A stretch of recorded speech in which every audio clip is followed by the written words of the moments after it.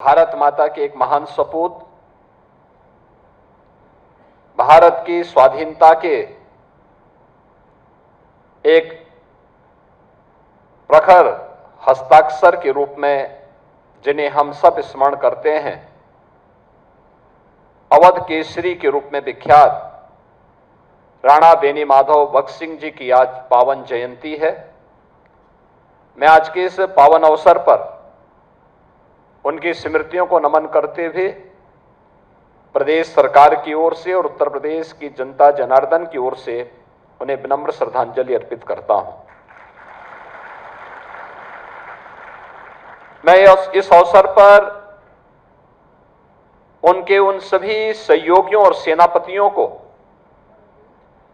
जिन्होंने राणा बेनी माधव भगत सिंह जी के साथ 1857 के प्रथम स्वातंत्र समर के उस अभियान में अपना योगदान दिया था, उन सभी भारत माता के महान सपूतों को जिनके अदम्य साहस, शौर्य और बलिदान के सामने ब्रिटिश हुकूमत की चूलें हिल गई थीं, ऐसे अत्यंत पराक्रमी वीरापासी की स्मृतियों को नमन करता हूं, उन्हें विनम्र श्रद्धांजलि अर्पित करता हूं।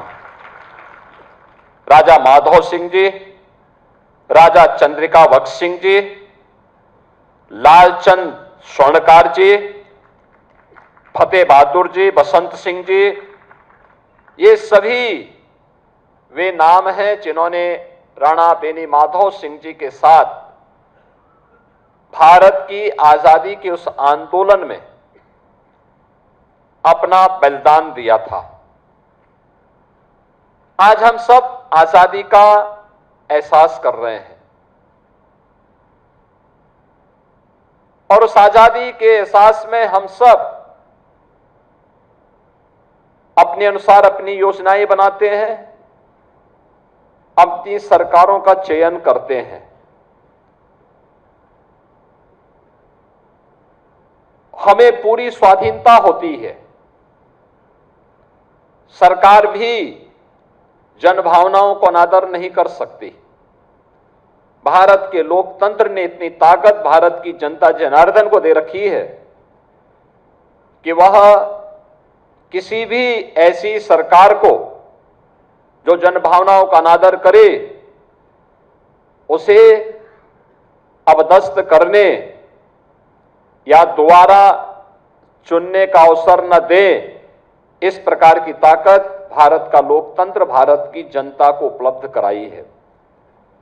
लेकिन ये भारत आज जिस स्वाधीनता का अनुभव भारत के 140 करोड़ की जनता जनार्दन कर रही है, इस आजादी के लिए हमें क्या कीमत चुकानी पड़ी थी। अनगिनत लोगों को अपना बलिदान देना पड़ा था, अनगिनत लोगों ने इसके लिए अपना सर्वस्व न्यौछावर किया था और उन्हीं नामों में एक महत्वपूर्ण नाम आता है अवध क्षेत्र में राणा बेनी माधव भगत सिंह जी का। 1857 का प्रथम स्वातंत्र समर उत्तर प्रदेश के बगैर अधूरा है। आपने देखा होगा अवध क्षेत्र में इस पूरे आंदोलन को उन्होंने एक नेतृत्व प्रदान किया। कुछ हजारों के संख्या में स्थानीय नागरिकों को अपनी सेना का हिस्सा बना करके वे अंग्रेजों के खिलाफ लड़े थे। जो चिनकारी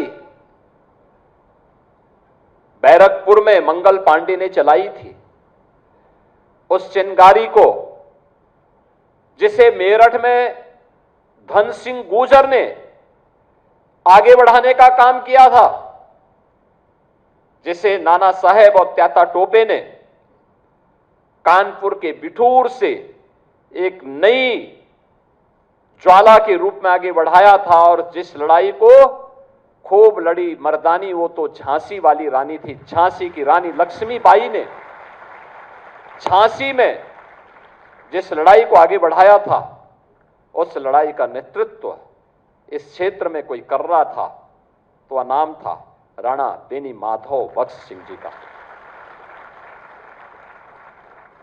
और आज यही कारण है कि इतने वर्षों के बाद भी हम उनको स्मरण कर रहे हैं। बहनों और भाइयों, जो समाज अपने पूर्वजों को विस्मृत करता है उसका कोई भविष्य नहीं होता है। दुर्भाग्य से भारत की परंपरा को, भारत के मूल्यों को, भारत के आदर्शों को विस्मृत करके, उसको भ्रम में डाल करके कुछ लोगों ने एक ठेका सा ले लिया है भारत के खिलाफ षड्यंत्र करने का। मैं बहुत शक हूं उन चीजों को देख करके। मैं भी पिछले दिनों इस रायबरेली के सांसद श्री राहुल गांधी जी के एक बयान को पढ़ रहा था। उनका बयान, ये महाराष्ट्र के अंदर उन्होंने एक बयान दिया और उन्होंने बयान दिया कि महिलाएं मनुस्मृति के बंधन को तोड़ करके अब बाहर आ जाएं। राहुल जी एक राहुल गांधी के रूप में आपसे देश बहुत अपेक्षा नहीं करता है, कोई अपेक्षा नहीं करता है। लेकिन भारत की संसद में, भारत की सर्वोच्च पंचायत में नेता प्रतिपक्ष के रूप में आपको देश के लोकतंत्र के प्रति जवाबदेही बनाता है। आपने भारत के संविधान की शपथ ली थी और संविधान की शपथ लेकर के आप भारत की परंपरा को, भारत की विरासत को कोसना अपना जन्मसिद्ध अधिकार समझते हैं। आप यूपी के बाहर जाते हैं तो यूपी को लांछित और अपमानित करते हैं, भारत के बाहर जाते हैं तो भारत का अपमान करते हैं। भारत की सेना जब सीमाओं पर दुश्मनों के खिलाफ लड़ती है तो आप भारत की सेना के जवानों से प्रमाण मांगते हैं। आतंकवाद के खिलाफ देश की लड़ाई में देशद्रोही तत्वों को आप प्रत्यक्ष और अप्रत्यक्ष रूप से प्रोत्साहित करते हैं। अयोध्या में प्रभु श्री राम के अस्तित्व पर आपकी पार्टी प्रश्न खड़ा करती है और लोकतंत्र के प्रति आपकी निष्ठा क्या है, ये तो इस देश ने 1975 में आपातकाल की काली साया को देखा है।